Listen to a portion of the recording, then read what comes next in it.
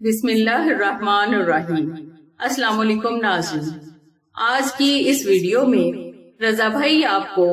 سفر معراج النبی صلی اللہ علیہ وآلہ وسلم کے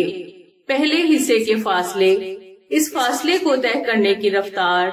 اور اس فاصلے کو حضور نبی اکرم صلی اللہ علیہ وآلہ وسلم نے جتنے لمحات میں طے فرمایا، ان لمحات کی وسعت کے بارے میں کچھ ایسا بیان کریں گے جسے سن کر اور سمجھ کر آپ کو پتا چلے گا کہ ہم جس ہستی کا کلمہ پڑھتے ہیں اس ہستی کی وسعت کی ابتدا کیا ہے۔ جی رضا بھائی۔ بسم اللہ الرحمن الرحیم۔ السلام علیکم ناظرین، معراج شریف حضور نبی کریم صلی اللہ علیہ وسلم کا ایک ایسا سفر ہے جس میں آپ سرکار کی ذات مبارک نے اپنے وجود کے ہمراہ زمین سے اپنے سفر کا آغاز کرتے ہوئے سورج، چاند، ستاروں اور کہکشاؤں کو عبور کرتے ہوئے کائنات کے آخری مقام تک پہنچے۔ کائنات کے آخری مقام سے آپ سرکار لامقام تشریف لے گئے، جہاں آپ سرکار کی ملاقات اللہ تبارک و تعالیٰ کی ذات مبارک سے ہوئی۔ اس کے بعد آپ واپس زمین پر اپنے حجرہ مبارک میں تشریف لے آئے۔ ناظرین، سرکار کے سفر معراج کی سب سے عجیب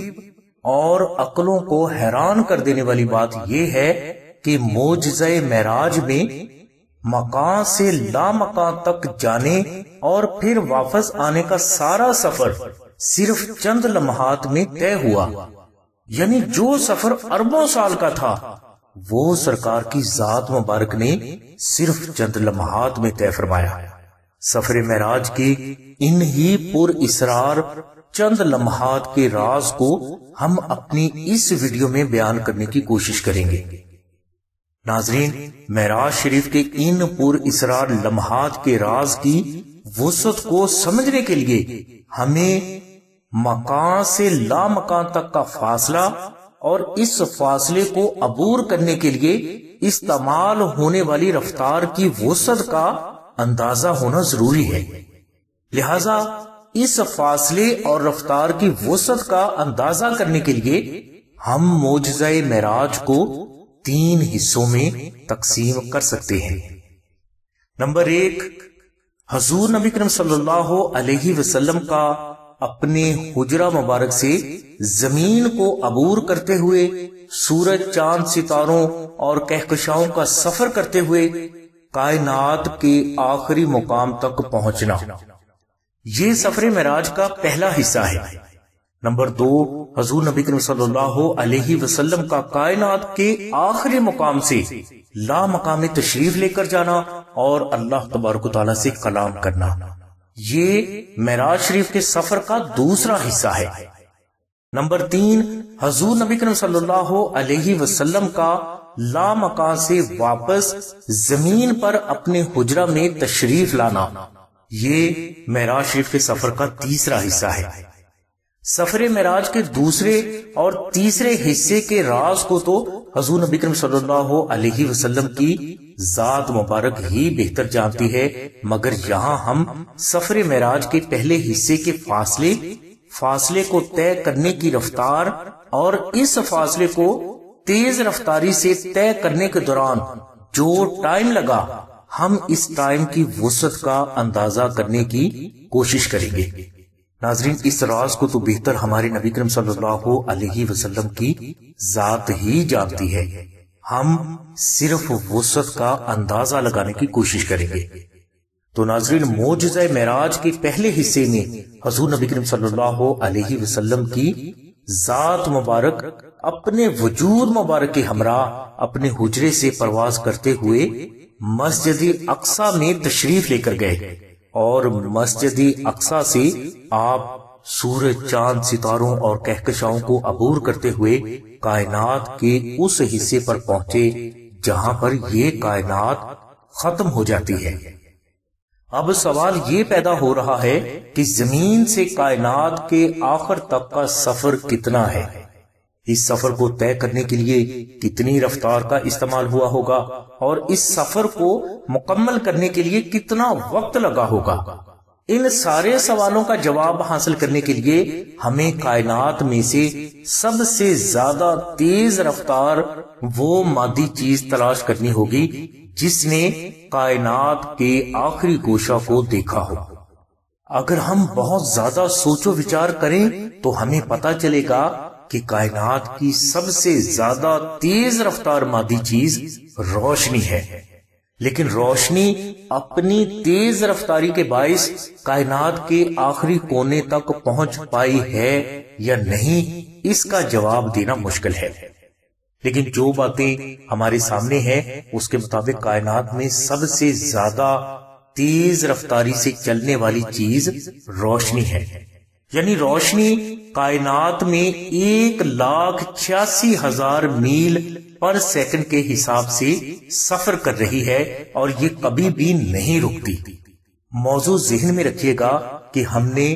جس جگہ سے یہ کائنات شروع ہوتی ہے اور جس جگہ سے یہ کائنات ختم ہوتی ہے اس کے درمیان جو فاصلہ ہے، ہم نے اس فاصلے کی وسعت کو معلوم کرنے کی کوشش کرنی ہے، اور اسی سلسلے میں ہم نے روشنی کی مثال لی ہے۔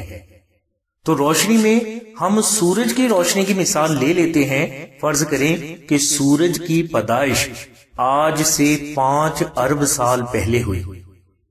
مطلب یہ کہ سورج کی روشنی نے آج سے 5 ارب سال پہلے کائنات میں اپنے سفر کا آغاز کر لیا تھا، یعنی سورج کی روشنی 5 ارب سال پہلے سے لے کر آج تک کائنات میں 1,86,000 میل پر سیکنڈ کے حساب سے سفر کر رہی ہے۔ اب غور کریں کہ 5 ارب سال پہلے سے لے کر آج تک سورج کی روشنی نے کل کتنے میل سفر طے کیا ہوگا؟ تو اس کے لیے 5 ارب سال میں جتنے سیکنڈ بنتے ہیں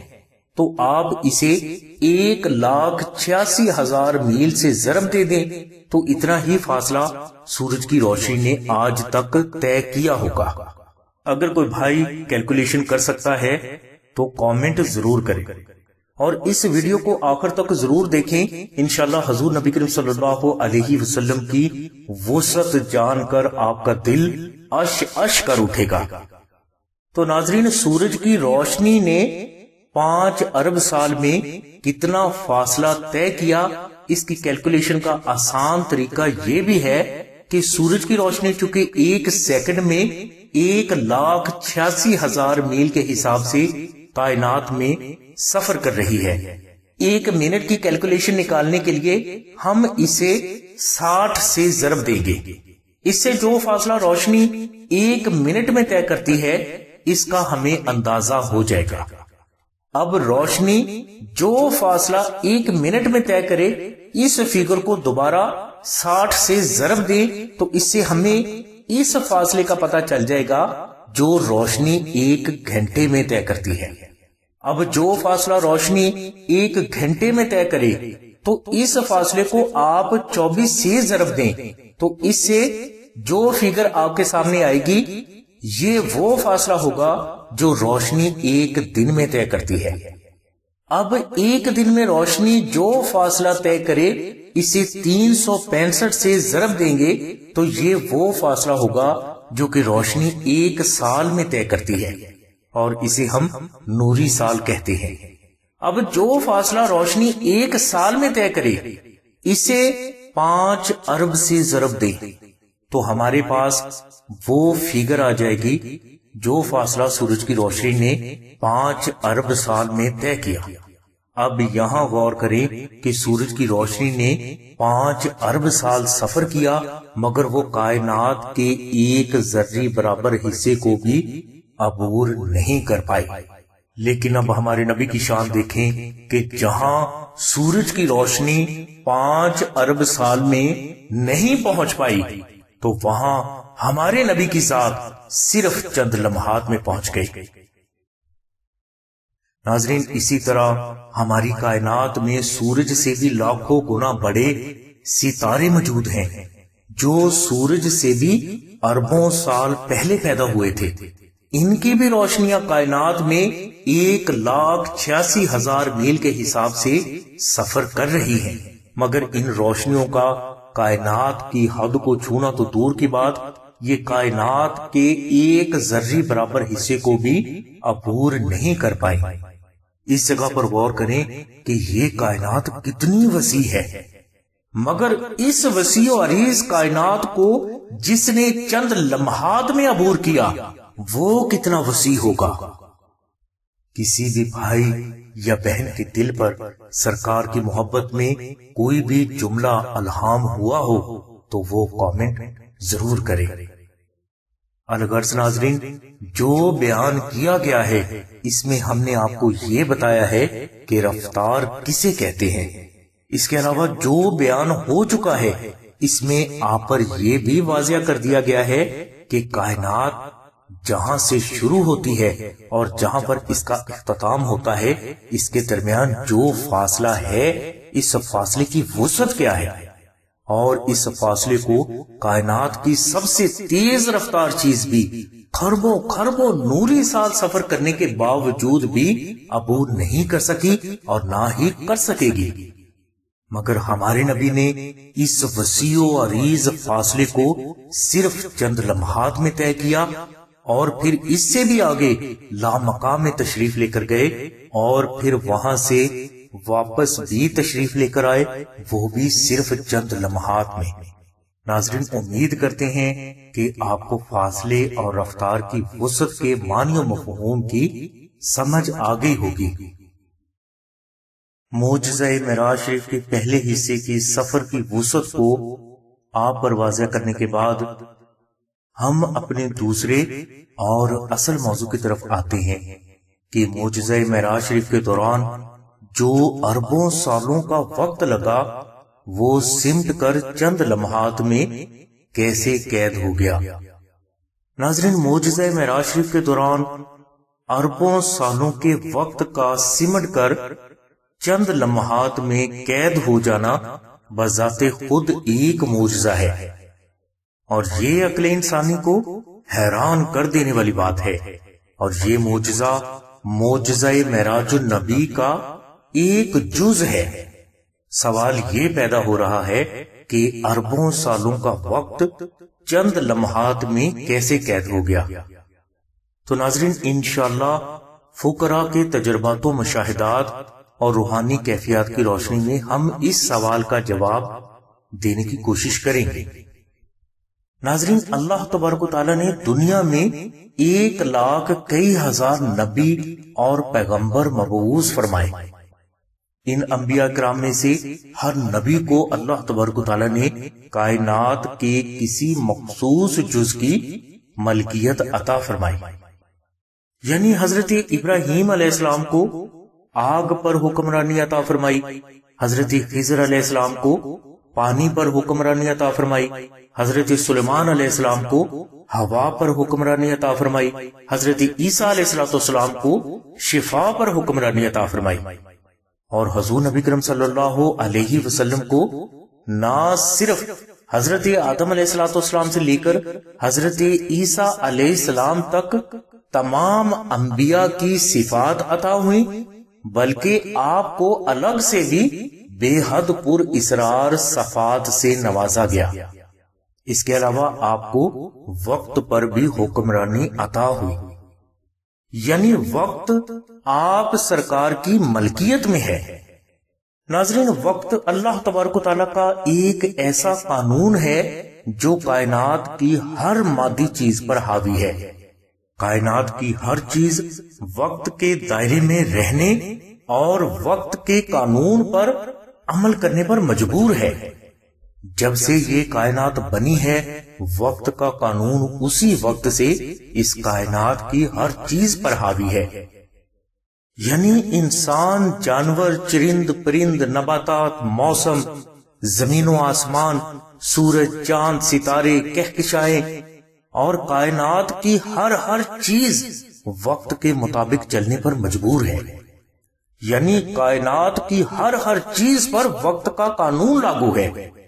مگر وقت پر ہمارے نبی کا قانون لاگو ہے۔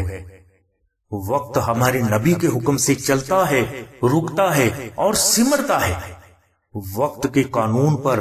آدم علیہ السلام سے لے کر عیسیٰ علیہ السلام تک ہر نبی اور ان کی امتیں عمل کرنے پر مجبور ہیں، اور قیامت تک تمام انسان وقت کے اسی قانون پر عمل پیرا رہنے پر مجبور رہیں گے۔ بعض اولیاء کرام فرماتے ہیں کہ حقیقت میں وقت حضور نبی کریم صلی اللہ علیہ وسلم کی باقی صفات کی طرح ایک صفت ہے۔ اب اگر کسی بھی فرد سے سوال کیا جائے کہ ہم کس چیز میں سے گزر رہے ہیں تو وہ فرد یقیناً یہ جواب دے گا کہ ہم سب وقت میں سے گزر رہے ہیں۔ تو وقت کس کی صفت ہے؟ حضور نبی کریم صلی اللہ علیہ وسلم کی، یعنی حضور نبی کریم صلی اللہ علیہ وسلم اپنی صفت وقت کے ذریعے ہر جگہ پر حاضر ہیں۔ اب خود ہی غور کر لیں کہ کائنات میں کون سی ایسی جگہ ہے جہاں وقت موجود نہیں، اور کون سی ایسی جگہ ہے جہاں پر وقت کا قانون کار فرما نہیں۔ مطلب یہ کہ کائنات میں کون سی ایسی جگہ ہے